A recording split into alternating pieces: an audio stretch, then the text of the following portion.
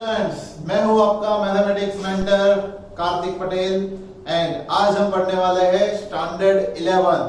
Standard 11 का chapter number 5 आपको एक दिया हुआ है, वो है complex numbers and quadratic equations. JW point of view से ये एक बहुत ही इंपॉर्टेंट चैप्टर है, तो बहुत ही ध्यान से आपको इसको पढ़ना पड़ेगा। सबसे पहले हम ये समझेंगे कि कॉम्प्लेक्स नंबर एक्चुअली क्या होता है, क्वाड्रेटिक इक्वेशंस में क्वाड्रेटिक इक्वेशंस के साथ इसका रिलेशन क्या है, वो सारी चीजें हम आज के लेक्चर में क्लियर करने वाले हैं। और कॉम्प्लेक्स नंबर का जो बेसिक इंट्रोडक्शन है वो हम आज के लेक्चर में पढ़ेंगे। तो सबसे पहले चैप्टर का नाम, chapter number 5 standard 11 complex numbers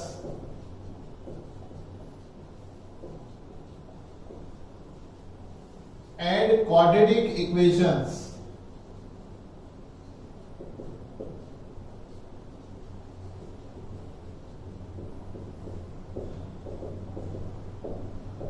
complex numbers and quadratic equation. सबसे पहले कॉम्प्लेक्स नंबर एक्चुअली क्या होता है, तो आपने अभी तक के स्टैंडर्ड्स में, मतलब कि 10th स्टैंडर्ड तक आपने जो भी नंबर्स पढ़े होंगे वो रियल नंबर्स के रिलेटेड होता है। जनरली रियल नंबर्स को हम इस तरह से डिवाइड करते हैं कि कुछ इंटीजर नंबर्स होते हैं, कुछ रेशनल नंबर्स होते हैं, कुछ इरेशनल नंबर्स होते हैं, और ये सब मिलके रियल नंबर्स बनाते हैं। रियल नंबर्स मतलब कि वो नंबर्स जो कि नंबर लाइन पे प्रेजेंट होते हैं, वो सारे। बट अगर मैं आपको ऐसा पूछूं कि आपको पता होगा 4 का स्क्वायर रूट, 4 का स्क्वायर रूट आपको पता होगा कि आप बोलोगे सर 2 आंसर आएगा। अगर मैं आपको पूछूं कि 25 का स्क्वायर रूट क्या होगा, तो आपका आंसर निकलेगा 5। बट अगर मैं आपको पूछता हूं कि -4 का स्क्वायर रूट क्या होगा, तो this is not possible. Actually this is not possible for real numbers. क्यों ये पॉसिबल नहीं है, तो उसका रीजन ये जो 4 है उसका स्क्वायर रूट 2 हम लिखते हैं, बट जनरली जब भी हम स्क्वायर रूट लिखते हैं तब प्लस माइनस लिखते हैं। उसका रीजन ये है कि जब 4 होता है और उसका स्क्वायर रूट निकालते हैं, तो किसी भी डिजिट का अगर हम स्क्वायर रूट निकालते हैं तो वो स्क्वायर रूट का मतलब ये होता है कि वो डिजिट में एक ऐसा नंबर जो कि दो बार अगर मल्टीप्लाई हो रहा है एक दूसरे से, तो उसको हमें एक ही बार लिखना है। लाइक 4 है, उसको हम 2 क्रॉस 2 भी हम लिख सकते हैं स्क्वायर रूट में। अब 2 जो वैल्यू है वो 2 बार आ रही है, रिपीट हो रही है, तो वो जो 2 बार रिपीट हो रही है उसको हम ऐसे भी लिख सकते हैं 2 का होल स्क्वायर और उसका स्क्वायर रूट। और जनरली जो स्क्वायर रूट होता है वो अगर पावर के फॉर्म में हम लिखे तो स्क्वायर रूट को हम लिख सकते हैं, ये 2 का जो स्क्वायर है वो एवरेज में रख रहा हो, और ये जो स्क्वायर रूट है उसको हम 1/2 पावर के फॉर्म में लिखते हैं। तो जनरली ये होता है as per the rule of power कि ये 2 and 1/2 एक दूसरे के साथ कट हो जाएगा, और यहां हमारे पास बचेगा 2 की power 1, that is our answer is 2। Same thing we can apply for -2, क्योंकि 4 को हम -2 into -2 भी लिख सकते हैं ना।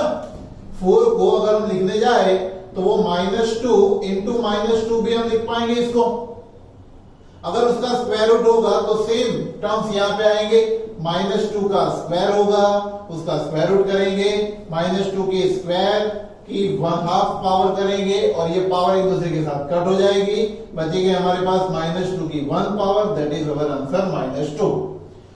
इसलिए हम 4 का जब भी स्क्वायर रूट लिखते हैं तो वो क्या लिखते हैं, प्लस और -2। वैसे ही अगर 25 का स्क्वायर रूट लिखना होगा तो वो हम लिखेंगे प्लस और -5। क्यों, उसका रीजन आपको पता है। सेम थिंग हम अपने इसमें अप्लाई कर सकते हैं। बट एक दूसरी चीज ये है कि -4 ऐसी दो कौन सी वैल्यूज का मल्टीप्लीकेशन है जो रिपीट हो रही है। तो -4 को आप ऐसा तो लिख नहीं सकते कि -2 into -2, बिकॉज -2 into -2 तो माइनस माइनस पॉजिटिव प्लस हो जाएगा, 4 हो जाएगा, ये पॉजिटिव 4, बट ये तो नेगेटिव 4 है। तो नेगेटिव 4 में एक वैल्यू नेगेटिव होगी और एक वैल्यू कंपलसरी पॉजिटिव ही होगी। और ये जो दो नंबर्स होंगे वो सेम नंबर्स नहीं कहलाए जाएंगे, इसीलिए इसका जो स्क्वायर रूट होता है वो रियल नंबर में हम लिखते हैं इसको नॉट पॉसिबल। ये क्या होता है? Not possible. इसी की वजह से जब भी आप 10th स्टैंडर्ड में अपने क्वाड्रेटिक इक्वेशन जो चैप्टर आया था उसमें मेथड पढ़ी होगी, डिस्क्रिमिनेंट मेथड।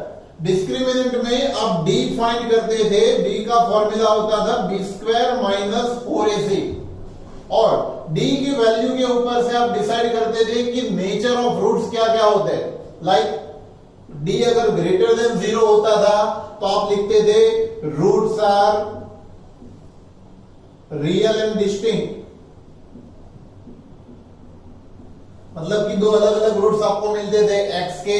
अगर डी की वैल्यू इक्वल टू 0 मिलती थी तो roots are real and same, roots are real and equal, या फिर हम सेम लिखते थे। और डी की वैल्यू अगर लेस देन 0 होती थी तो आप सम को आगे नहीं बढ़ाते थे, आप क्या करते थे, यहां पे ही सम को स्टॉप कर देते। तो आप लिखते थे कि real roots are not possible, real roots are not possible. Why? ये क्यों लिखा जाता था? बिकॉज जैसे ही आप इसका रूट निकालने जाओगे तो इसका जो फॉर्मूला आएगा x is equal to minus B plus और minus square root D upon 2a, मतलब कि ये अगर d की वैल्यू नेगेटिव हुई, d अगर लेस देन 0 हुआ इसके जैसा, तो इसका तो स्क्वायर रूट रियल वैल्यू तो नहीं मिलेगी हमें, और रियल वैल्यू नहीं मिलेगी इसलिए हम लिखते थे real roots are not possible. But actually complex number क्या है? तो रियल रूट्स पॉसिबल नहीं है, हमने ये पढ़ा कि इसके रियल रूट्स पॉसिबल नहीं है, बट हम इसको कन्वर्ट कर सकते हैं -4 को। मैं यहां पे एग्जांपल लेता हूं, वही एग्जांपल को मैं आगे बढ़ा रहा हूं। -4 को मैं स्क्वायर रूट को डिवाइड कर देता हूं दो पार्ट में, एक होगा 4 और दूसरा होगा -1, ठीक है। और ये जो 4 होता है उसको मैं अलग से स्क्वायर रूट दे दूंगा, और -1 जो है उसको अलग से स्क्वायर रूट दे दूंगा। अब ये 4 का तो स्क्वायर रूट हमें पता है ना, हमने यहां पे किया हुआ है। 4 का स्क्वायर रूट होता है प्लस और -2, और -1 का जो स्क्वायर रूट होता है उसको डिफाइन किया गया है i। -1 के स्क्वायर रूट को डिफाइन किया गया है i के फॉर्म में, और ये जो i होता है उसको बोला जाता है आयोटा, ठीक है। -1 के स्क्वायर रूट को आयोटा की जैसे, मतलब कि आयोटा का जो फर्स्ट सिंबल है i से उसको इंडिकेट किया जाता है। अब ये जो आयोटा है दैट इज नॉट रियल, हम इसको रियल नंबर लाइन जो होती है हमारी, जो नंबर लाइन होती है उस पर इंडिकेट नहीं कर सकते।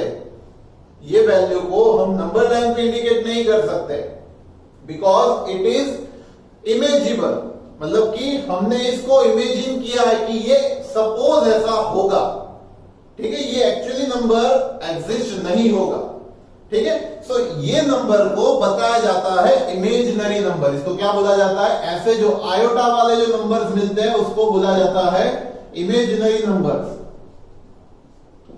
और इमेजिनरी जो नंबर्स होते हैं उसके ही साथ साथ कुछ रियल नंबर्स को अगर हम कंबाइन करते हैं, जैसे कि कुछ पार्ट रियल नंबर्स का हो, कुछ पार्ट इमेजिनरी नंबर्स का हो, तो ये दोनों नंबर्स कंबाइन होके जो एक नंबर बनाते हैं उसको बोला जाता है कॉम्प्लेक्स नंबर, ठीक है।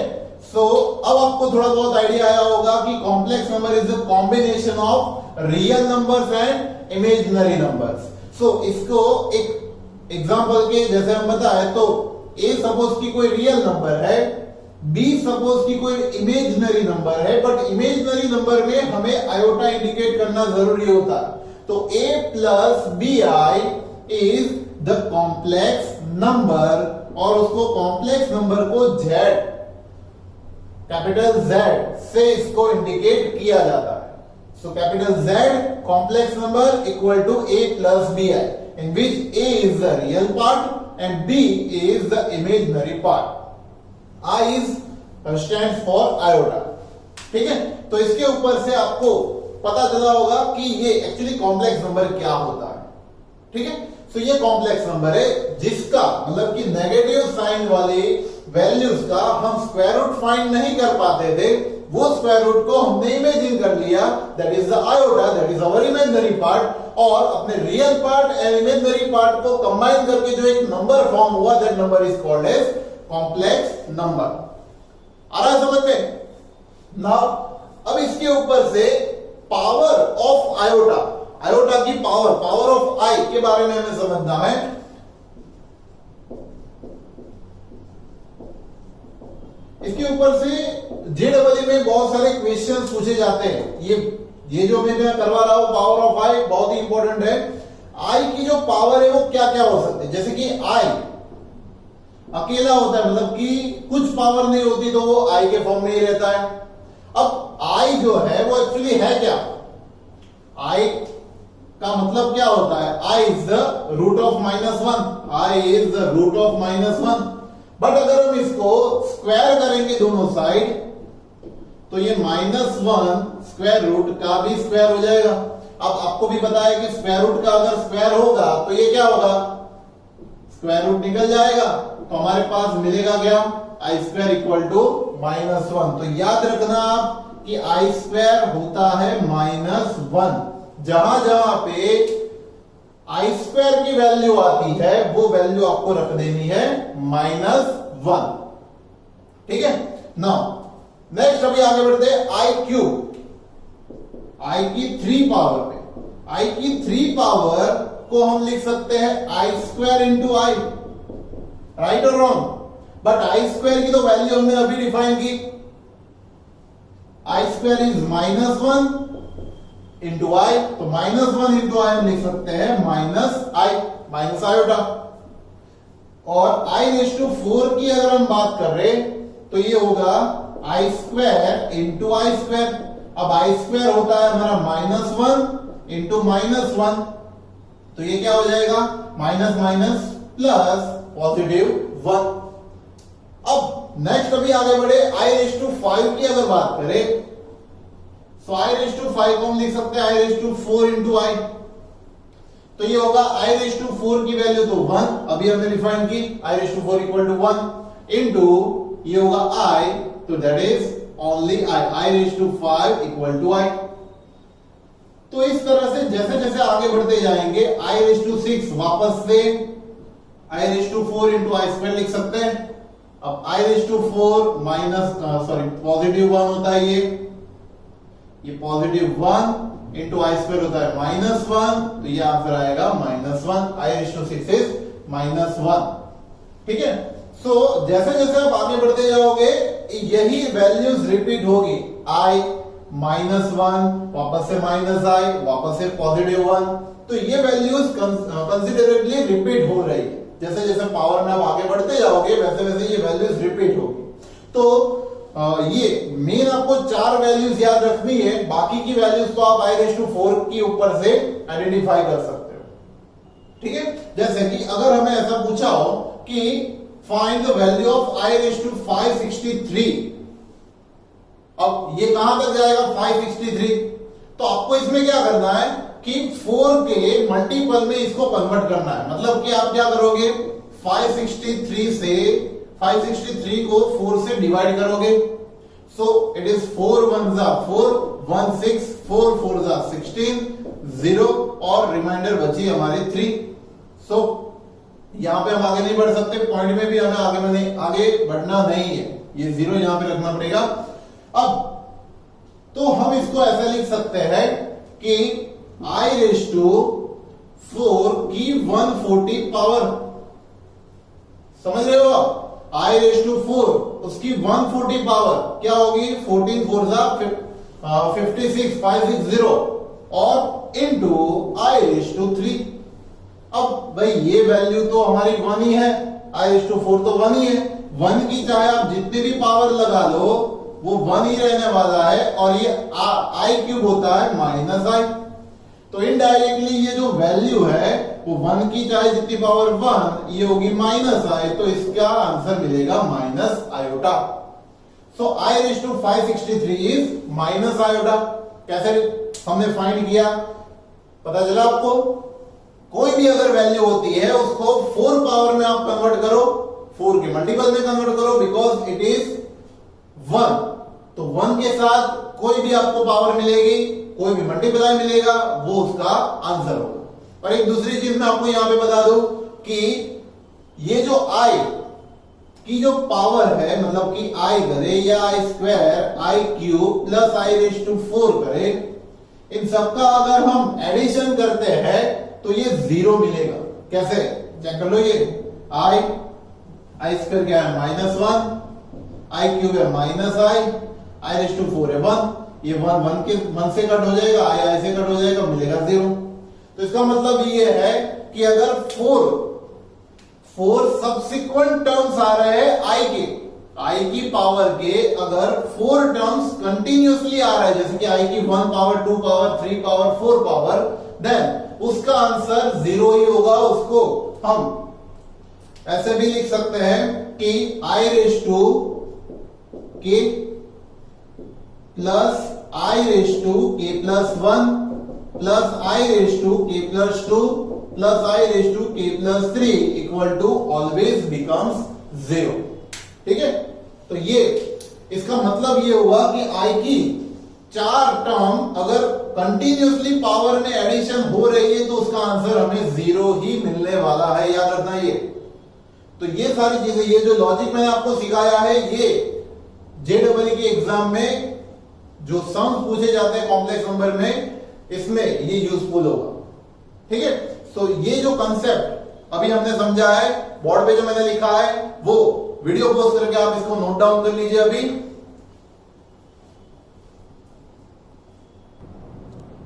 नेक्स्ट अभी हमें बच्चों देखना है अलजेब्रा ऑफ कॉम्प्लेक्स नंबर।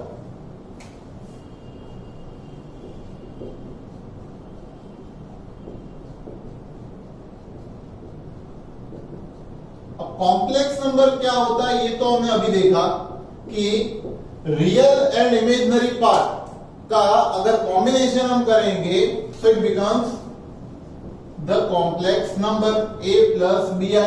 एक कॉम्प्लेक्स नंबर का एक सिंपल नॉर्मल फॉर्म हमने यहां पे मैंने लिख दिया है, z is equal to a plus b i.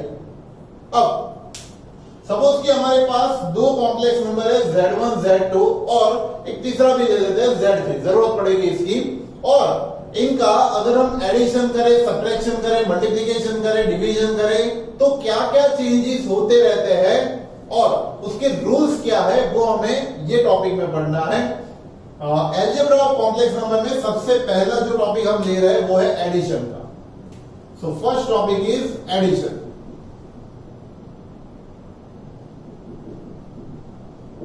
अब एडिशन में फर्स्ट प्रॉपर्टी जो आती है वो है क्लोजर प्रॉपर्टी।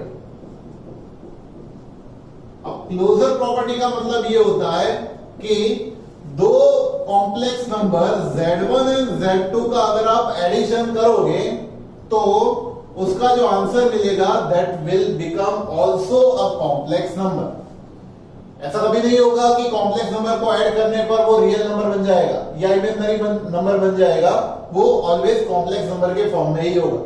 ठीक है, सेकंड प्रॉपर्टी जो इसकी होती है वो है एडिटिव प्रॉपर्टी। सेकंड प्रॉपर्टी जो इसकी है, इसका कम्यूटेटिव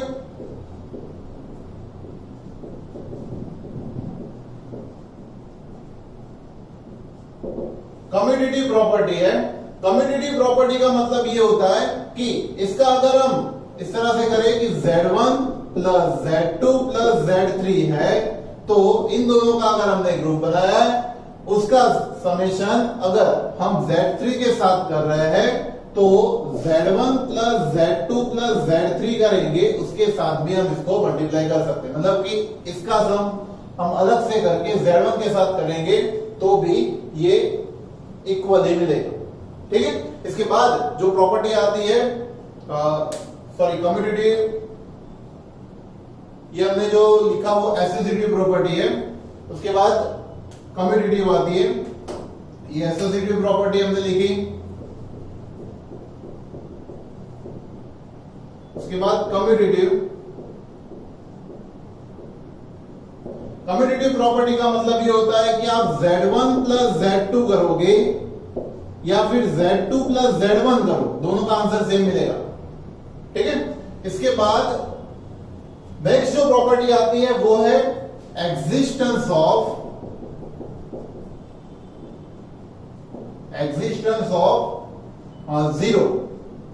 जीरो नंबर, हम इसको बोल सकते हैं। जीरो नंबर का मतलब ये होता है कि कोई भी कॉम्प्लेक्स नंबर Z में आप कोई एक ऐसा नंबर ऐड करो कि वो ऐड होने पर वो कॉम्प्लेक्स नंबर में कोई भी चेंजेस ना हो, वो Z का Z ही बना रहे, तो वो होता है उसके लिए, ये कॉम्प्लेक्स नंबर के लिए वो होता है जीरो नंबर। और जीरो नंबर को हम जीरो से या फिर जीरो प्लस जीरो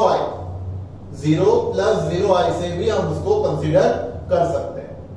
ठीक है, next is existence of additive inverse.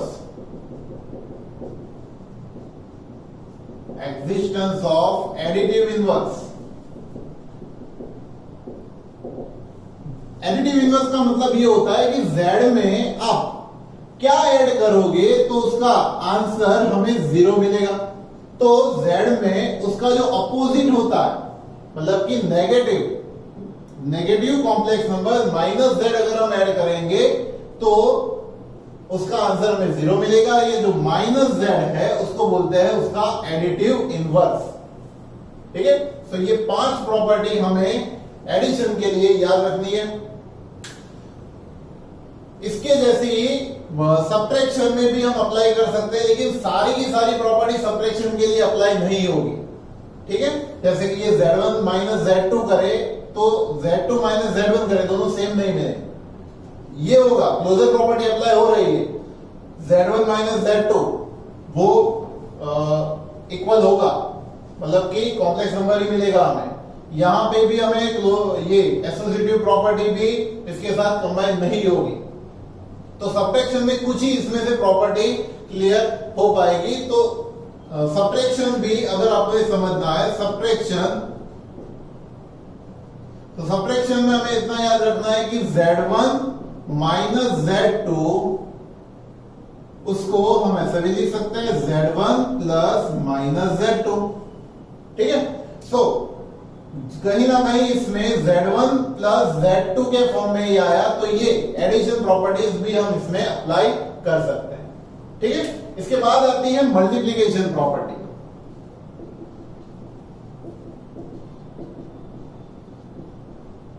Multiplication के लिए क्या रूल है, तो फर्स्ट जो प्रॉपर्टी है वो इसकी जैसी ही है, क्लोजर प्रॉपर्टी। क्लोजर प्रॉपर्टी का मतलब Z1 इंटू Z2 करे तो वो जो मिलेगा कॉम्प्लेक्स नंबर ही मिलेगा हमें, मतलब दो कॉम्प्लेक्स नंबर का मल्टीप्लिकेशन होने पर कॉम्प्लेक्स नंबर ही मिलेगा हमें।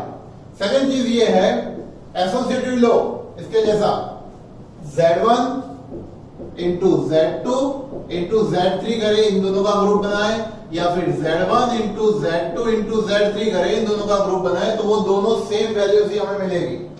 नेक्स्ट है कम्यूटेटिव लॉ, तो इसका मतलब ये है कि Z1 इंटू Z2 करे या फिर Z2 इंटू Z1 करे, ये दोनों का आंसर सेम मिलता है। इसके बाद है एग्जिस्टेंस ऑफ जीरो नंबर। अब इसमें जीरो नंबर नहीं आता, आइडेंटिटी नंबर आता है, मतलब कि Z के साथ हम ऐसा क्या मल्टीप्लाई करें कि उसका आंसर Z ही आए। तो अगर जीरो इसमें लिखेंगे तो ये पूरा जीरो हो जाएगा। तो इसमें आता है यूनिट, मतलब कि 1 प्लस जीरो आई, इसका मतलब ये होता है 1 प्लस जीरो आई, इसके साथ अगर हम मल्टीप्लाई करेंगे तो इसका आंसर हमें Z मिलेगा। और उसके बाद आता है एग्जिस्टेंस ऑफ मल्टीप्लिकेटिव इनवर्स। ये एक इंपॉर्टेंट टॉपिक है, मल्टीप्लिकेटिव इनवर्स।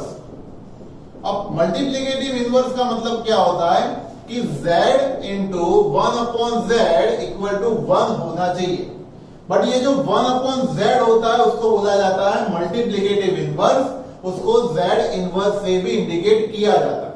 अब ये एक्चुअली है क्या, तो Z इनवर्स अगर आपको जब भी फाइंड करने का पूछते हैं तो 1 अपॉन A प्लस BI लिखना होता है आपको।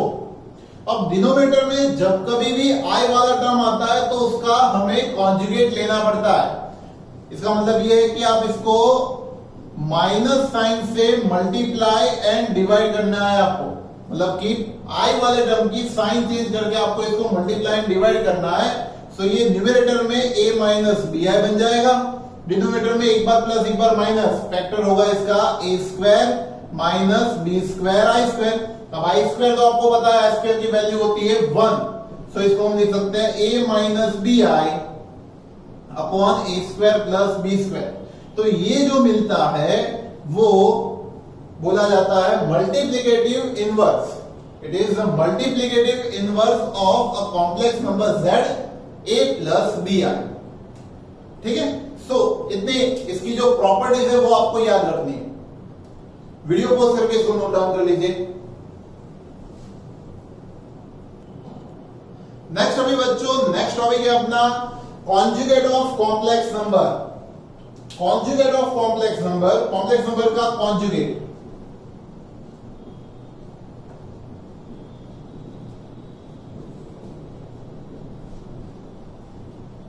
कॉम्प्लेक्स नंबर के कॉन्जुगेट को हम z बार से इंडिकेट कर सकते हैं। z बार इसको बोला जाता है z बार से इंडिकेट किया जाता है। तो हम लिख सकते हैं for a complex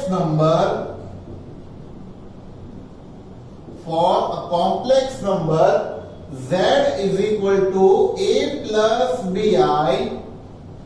z bar क्या होगा, z is equal to a plus b i के लिए z bar real part as it is लिखना है आपको, इमेजिनरी पार्ट की साइन आपको चेंज करनी रहेगी।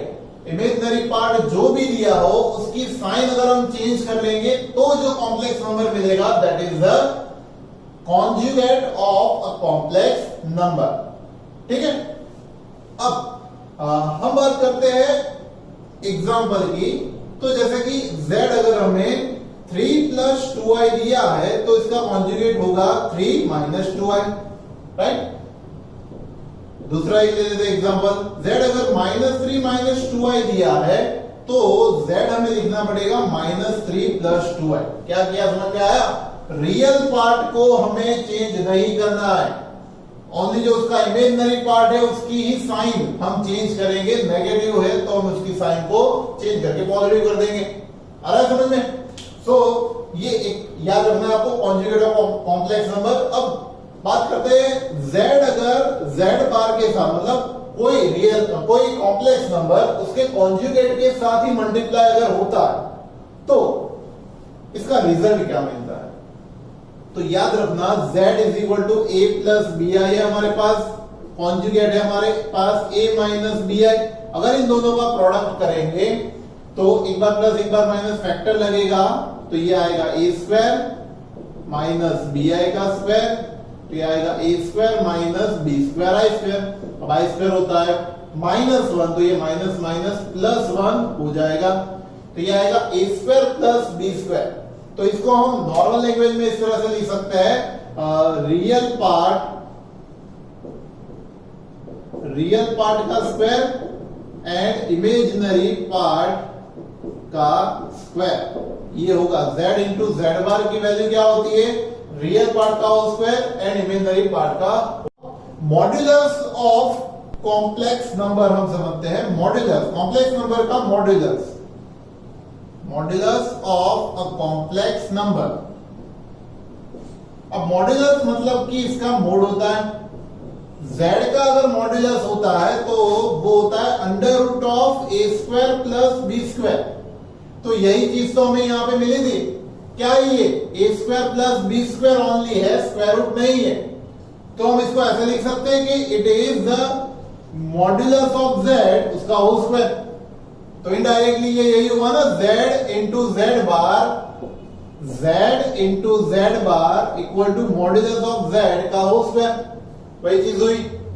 अब कुछ और इसकी प्रॉपर्टीज देखते हैं कॉन्जुगेट की, कि z बार है अगर हमारे पास कॉन्जुगेट है और उसका हम फिर से कॉन्जुगेट करेंगे तो हमें मिलने वाला है कॉम्प्लेक्स नंबर z।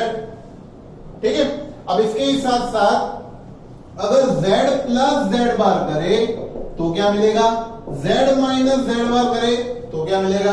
तो z प्लस z बार की बात करें तो z अगर होता है हमारा a प्लस बी आई और z बार को अगर हम a माइनस बी आई लिखें तो इन दोनों का एडिशन क्या होगा, कट हो जाएगा ये दोनों।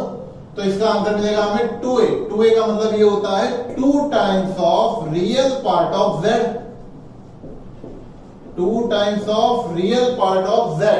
एंड अगर सब्ट्रैक्शन की बात करते हैं तो इसकी साइन चेंज हो जाएगी, a कट होगा और यहां पे मिलेगा 2 times of i and imaginary part of z। आया समझ में? सो z plus z bar and z minus z बार का आंसर ये होता है। ये प्रॉपर्टी याद रखनी है आपको।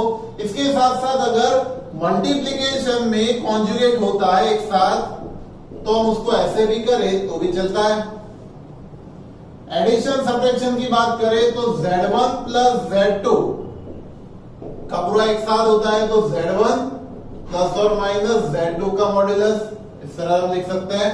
और डिवीजन में अगर हो तो z1 अपॉन z2 का होल कॉन्जुगेट करें तो वो होगा z1 का कॉन्जुगेट अपॉन z2 कॉन्जुगेट।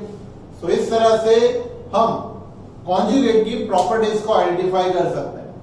सो आज के लेक्चर में हमने थ्योरेटिकल पोर्शन पढ़ा है कॉम्प्लेक्स नंबर का। नेक्स्ट लेक्चर से हम एक्सरसाइज 5.1 का सॉल्यूशन स्टार्ट करेंगे। वीडियो पोस्ट करके इसको नोट डाउन कर लीजिए।